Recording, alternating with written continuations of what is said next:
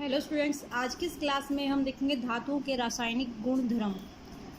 इससे पहले की क्लास में हम धातुओं के भौतिक गुणधर्म हम देख चुके हैं। इससे पहले कुछ क्वेश्चन है वो देख लेते हैं। ऐसी धातु का उदाहरण दीजिए जो कमरे के ताप पर द्रव होती है। कमरे के ताप पर जो द्रव अवस्था में धातु पाई जाती है उसका नाम है पारा या मरकरी, जो कमरे के तापमान पर द्रव अवस्था में पाई जाती है।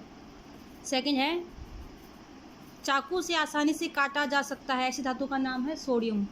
सोडियम इतनी मुलायम धातु होती है जिसको चाकू से आसानी से काट सकते हैं। उष्मा की सबसे अच्छी चालक होती है।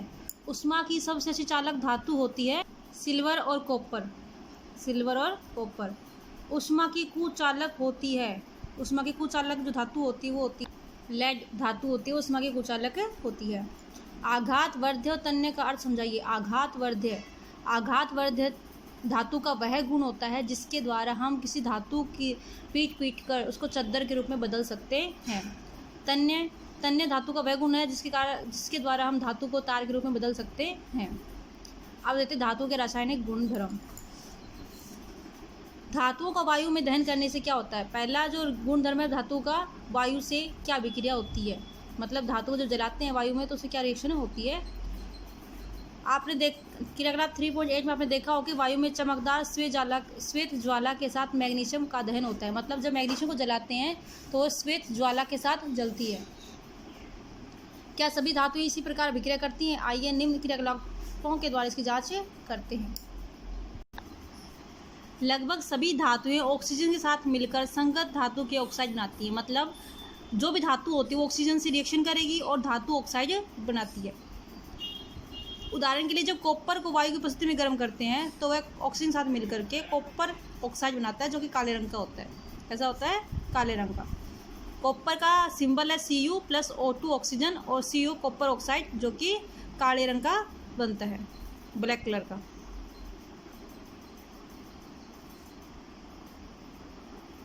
ये Cu होता है, ये ब्लैक कलर का होता है। इसी प्रकार से एल्यूमिनियम होता है, वो एल्यूमिनियम ऑक्सीजन से रिएक्शन करेगा और एल्यूमिनियम ऑक्साइड बनाएगा। Al2O3 एल्यूमिनियम ऑक्साइड बनाता है।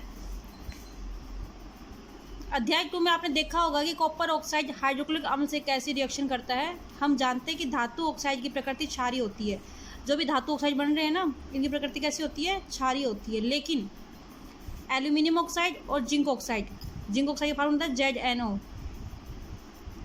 एल्यूमिनियम ऑक्साइड और जिंक ऑक्साइड जैसे कुछ धातु होते हैं, इनकी प्रकृति होती है दोनों उभयधर्मी ऑक्साइड कहते हैं इनको। इनको क्षारीय प्रकृति भी होती है और अम्लीय प्रकृति भी होती है। क्षार की तरह भी व्यवहार करते हैं और अम्ल की तरह भी व्यवहार करते हैं, तो दोनों प्रकार का व्यवहार प्रदर्शित करते हैं। तो ऐसे धातु ऑक्साइड जो अम्ल और क्षार दोनों से अभिक्रिया करके लवण और जल प्रदान करते हैं उभयधर्मी ऑक्साइड कहलाते हैं। तो इस प्रकार के जो ऑक्साइड हैं जो कि धातु ऑक्साइड हैं जो कि अम्ल और क्षार दोनों की तरह व्यवहार करते हैं, दोनों से विक्रिया करके लवण और जल प्रदान करते हैं, उन्हें उभयधर्मी ऑक्साइड कहते हैं। इनके जो एग्जाम्पल है, एक तो है एल्यूमिनियम ऑक्साइड Al2O3 और दूसरा है जिंक ऑक्साइड ZnO। यहाँ पर एल्यूमिनियम की रिएक्शन दे रखी है दोनों के साथ, अम्ल के साथ भी और क्षार के साथ भी। Al2O3 प्लस 6HCl हाइड्रोक्लोरिक अम्ल। तो रिएक्शन का बनता है इनमें एल्यूमिनियम क्लोराइड प्लस वाटर, मतलब लवण और जल। इसी प्रकार से जो क्षार के साथ अभिक्रिया करेगा जिंक एल्यूमिनियम ऑक्साइड तो बन रहा है इसमें एल्यूमिनेट, सोडियम एल्यूमिनेट प्लस जल। मतलब इसमें भी दोनों में क्या लवण और जल का निर्माण हो रहा है। तो ये एल्यूमिनियम ऑक्साइड क्या है, एक उभयधर्मी ऑक्साइड होता है। इसी प्रकार धातु ऑक्साइड जल में घुलनशील है, लेकिन इसे कुछ जल में घुलकर क्षार प्रदान करते हैं। जो ये धातु के ऑक्साइड होते हैं तो ये फर्स्ट ग्रुप वाले जो ऑक्साइड होते हैं सोडियम, पोटेशियम, लिथियम, ये दो जल में घुल करके क्षार प्रदान करते हैं। बाकी के कैसे होते हैं, जल में अघुलनशील होते हैं। सोडियम ऑक्साइड और पोटेशियम ऑक्साइड इन प्रकार से जल में घुलकर क्षार प्रदान करते हैं। Na2O sodium oxide, potassium oxide जल से रिएक्शन करेंगे, मतलब जल में घुलेंगे, और सोडियम हाइड्रोक्साइड, पोटेशियम हाइड्रोक्साइड क्षार प्रदान करते हैं। सोडियम हाइड्रोक्साइड और पोटेशियम हाइड्रोक्साइड क्या होता है, क्षार होता है। आगे देखते हैं इसमें।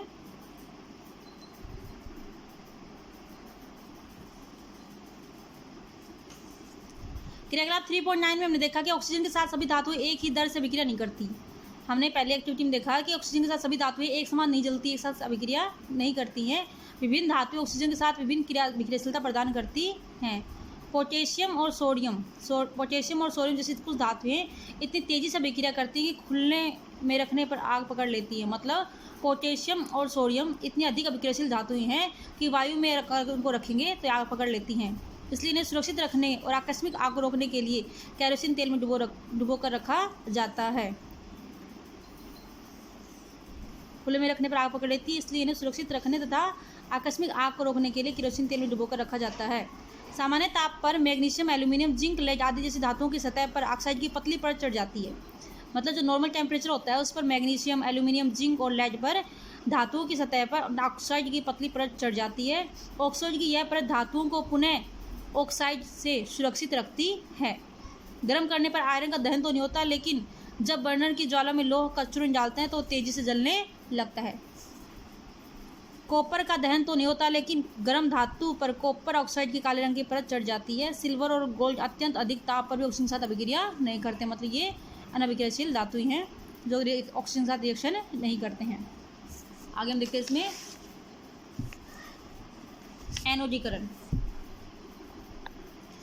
एनोडीकरण एल्यूमिनियम पर मोटी ऑक्साइड की परत बनाने की प्रक्रिया है। एनोडीकरण क्या है? एल्यूमिनियम पर एक मोटी ऑक्साइड की परत बनाने की प्रक्रिया है।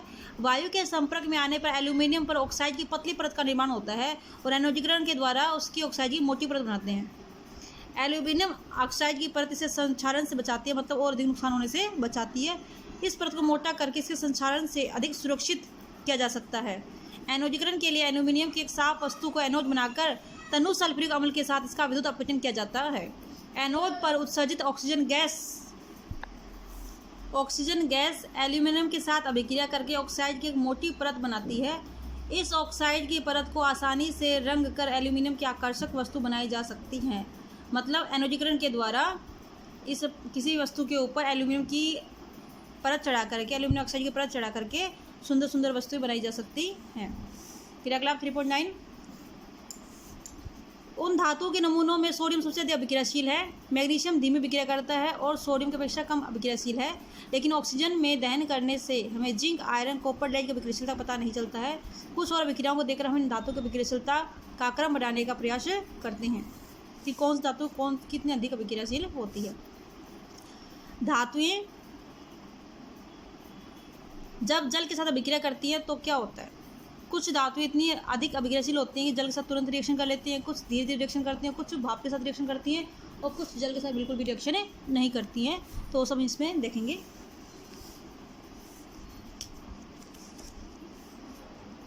इस क्रियाकलाप में शिक्षक के सहयोग की आवश्यकता है। क्रियाकलाप 3.9 की तरह समान धातुओं के नमूने एकत्रित कीजिए। ठंडे जल से आधे भरे बिक्कर में नमूने के छोटे छोटे टुकड़ों को अलग अलग करके डालिए। कौन सी धातु ठंडे जल से विक्रिया करती है? ठंडे पानी के साथ क्रियाशीलता के आधार पर उन्हें आरोही क्रम में व्यवस्थित कीजिए। क्या कोई धातु जल में आग उत्पन्न करती है? थोड़ी देर बाद क्या कोई धातु जल में तैरने लगती है? जो धातुएं ठंडे जल के साथ अभिक्रिया नहीं करती उन्हें ऐसे बिक्रों में डालिए जो गर्म जल से आधे भरे हुए हों। जो धातुएं गर्म जल के साथ अभिक्रिया नहीं करती उनके लिए चित्र 3.3 इस तरह का एक उपकरण लगाने का व्यवस्था करनी है तथा भाप के साथ उनकी अभिक्रिया करवाते हैं। कौन सी धातुएं भाप के साथ अभिक्रिया नहीं करती हैं? जल के साथ अभिक्रियाशीलता के आधार पर धातु को अवरोही क्रम में व्यवस्थित कीजिए, मतलब घटते हुए क्रम में व्यवस्थित करना है। तो इसको हम आगे देखते हैं कि कौन से धातु किस प्रकार से रिएक्शन इसमें करती है। धातु जल के साथ अभिक्रिया करके धातुएं हाइड्रोजन गैस और धातु ऑक्साइड उत्पन्न करती हैं। कोई भी धातु होगी वो जल से रिएक्शन करेगी तो धातु ऑक्साइड प्लस हाइड्रोजन गैस बनेगा। उसके बाद धातु ऑक्साइड जल में घुलनशील होता है। जो धातु ऑक्साइड जल में घुलनशील होगा ना वो तो जल में घुलकर हाइड्रोक्साइड बना लेगा, लेकिन सभी धातु ऑक्साइड होते हैं वो जल में घुलनशील नहीं होते हैं। सभी धातुएं जल के साथ विक्रिया भी नहीं करती हैं। पोटेशियम और सोडियम जैसी धातुएं ठंडे जल के साथ तेजी से विक्रिया करती हैं और सोडियम पोटेशियम की विक्रिया तेज तथा उष्माक्षेपी होती है। इसकी उत्सर्जित हाइड्रोजन तत्काल प्रज्वलित हो जाती है। मतलब पोटेशियम और सोडियम ये जल के साथ रिएक्शन करेंगी तो क्या बना रही हैं? ये क्षार बना रही हैं। क्या बना रही हैं? क्षार। Potassium hydroxide, sodium hydroxide hydrogen gas और बहुत अधिक उष्मा निकालती हैं। तो ये कैसे होती है? उष्मा निकालने वाली विक्रिया कैसे होती है? उष्माक्षेपी होती हैं। जल के साथ कैल्शियम की विक्रिया थोड़ी धीमी होती है। यहाँ उत्सर्जित उष्मा हाइड्रोजन के साथ प्रज्वलित होने के लिए पर्याप्त नहीं होती है। यहाँ तो क्या होता है, हाइड्रोजन प्रज्वलित हो जाती है उष्मा के साथ में, लेकिन यहाँ पर प्रज्वलित नहीं होती तो उसमें ऊर्जा नहीं निकलती है, केवल कैल्शियम हाइड्रोक्साइड बनता है और हाइड्रोजन गैस रिलीज होती है। क्योंकि उपरोक्त अभिक्रिया में उत्पन्न हाइड्रोजन गैस की बुलबुले कैल्शियम धातु की सतह पर चिपक जाते हैं। अब कैल्शियम साथ जब वाटर रिएक्शन करता है तो कैल्शियम हाइड्रोक्साइड बनेगा, और ये हाइड्रोजन गैस होती है, इसकी बुलबुले होते हैं, वो कैल्शियम धातु की सतह पर चिपक जाते हैं और कैल्शियम तैरना आरंभ कर देता है। तो कौन सी धातु जल में रिएक्शन करने के बाद कुछ समय पश्चात तैरना प्रारंभ कर देती है, तो होती है कैल्शियम धातु होती है, जो जल में कुछ समय पश्चात तैरना प्रारंभ कर देती है। क्यों? क्योंकि इसके चारों तरफ हाइड्रोजन गैस होती है, उसके बुलबुले उसके चिपक जाते हैं। फिर मैग्नीशियम शीतल जल के साथ अभिक्रिया नहीं करती।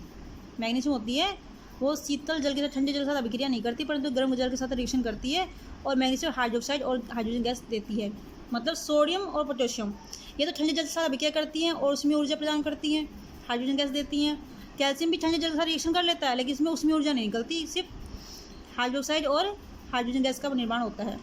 मैग्नीशियम होता है वो गर्म जल के साथ रिएक्शन करता है और मैग्नीशियम हाइड्रोक्साइड और हाइड्रोजन गैस से प्रदान करता है। चूँकि हाइड्रोजन गैस के बुलबुले मैग्नीशियम धातु की सतह से चिपक जाते हैं, तो यह भी तैरना प्रारंभ कर देते हैं। तो सोडियम कैल्शियम और मैग्नीशियम धातुएं होती हैं, वो दोनों जल में तैरना प्रारंभ कर देते हैं। क्यों? क्योंकि हाइड्रोजन गैस के बुलबुले होते हैं तो उनके चारों तरफ आसानी से चिपक जाते हैं।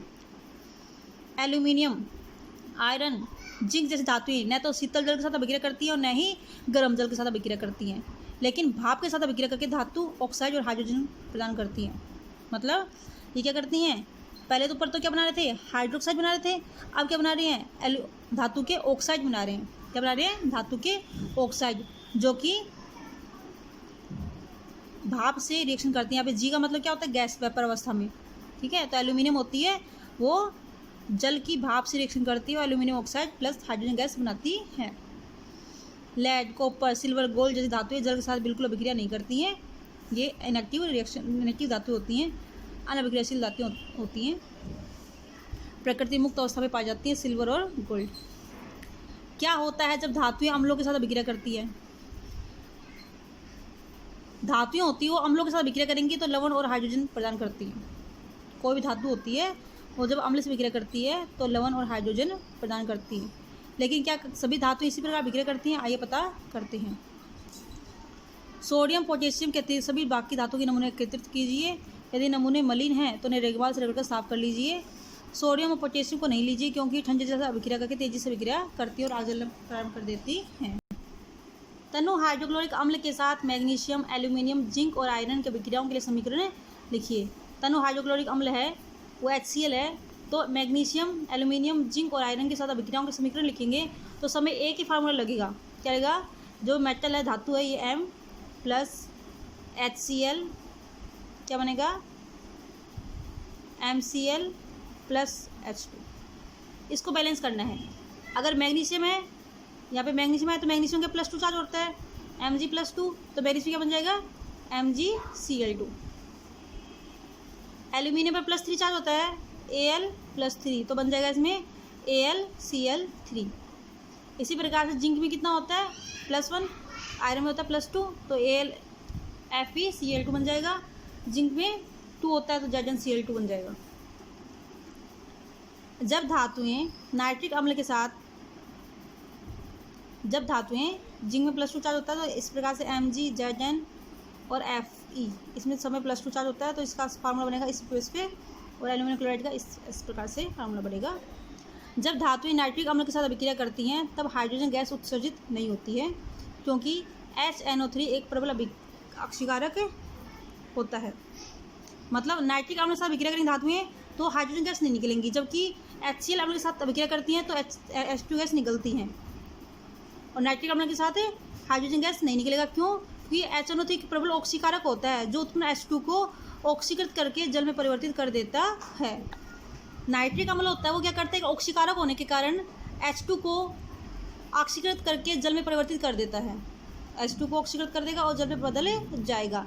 और खुद होता है वो क्या कर जाता है, N2O, NO और NO2 में बदल जाता है, अपचित हो जाता है। तो इस प्रकार से जो अगर हाइड्रोक्लोरिक अम्ल होगा तो H2 गैस रिलीज होती है, और HNO3 नाइट्रिक अम्ल होता है तो हाइड्रोजन गैस रिलीज नहीं होती है। लेकिन मैग्नीशियम और मैग्नीज अति तनु HNO3 के साथ अभिक्रिया करके H2 गैस उत्सर्जित कर देते हैं। ये मैग्नीशियम और मैग्नीज होता है Mn, ये तनु HNO3 के साथ रिएक्शन करके H2 गैस निकाल देते हैं। आपने देखा होगा कि मैग्नीशियम के साथ सबसे अधिक थी बुलबुले बनने की जो दर होती है ना, वो मैग्नीशियम के साथ कैसे सबसे अधिक थी। इस स्थिति में अभिक्रिया सबसे अधिक उष्माक्षेपी थी। अभिक्रियाशीलता इस क्रम में घटती है, मैग्नीशियम, एल्यूमिनियम, जिंक और आयरन। सबसे अधिक अभिक्रियाशील कौन होता है? मैग्नीशियम, फिर एल्यूमिनियम, फिर जिंक और फिर आयरन। कॉपर की स्थिति में न तो बुलबुले बनते हैं और न ही कोई ताप में परिवर्तन होता है। इससे पता चलता है कि कॉपर तनु HCl के साथ अभिक्रिया नहीं करता है। कॉपर होता है वो तनु HCl के साथ अभिक्रिया नहीं करता है। बेटा आज की क्लास में इतना ही करेंगे, नेक्स्ट क्लास में इसमें आगे से रिएक्शन स्टार्ट करेंगे। ओके बेटा, थैंक यू।